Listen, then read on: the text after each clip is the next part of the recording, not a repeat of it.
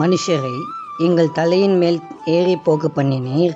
தீயையும் தண்ணீரையும் கடந்து வந்தோம். செழிப்பான இடத்தில் எங்களை கொண்டு வந்து விட்டீர். சங்கீதம் 66 அதிகாரம் 12 வசனம்.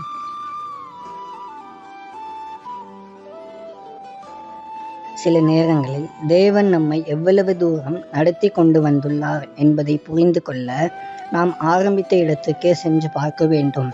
வெறுங்கையை பிசைந்த நாட்களும் நிர்கதியாக தவித்த நேரங்களும் இன்று பாக்கியமான வாழ்க்கையை நாம் அனுபவிக்கிறோம் என்று சாட்சி சொல்லும். அன்பின் பரலோக தகப்பனே, எங்கள் கண்மலையும் மீட்பருமான கர்த்தாவே, உம்மை போற்றி துதிக்கிறோம். இந்த நல்ல நாளுக்காக உமக்கு நன்றி செலுத்துகிறோம்.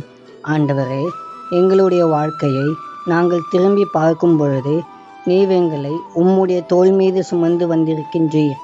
அதை எண்ணி உம்மை துதிக்கிறோம்.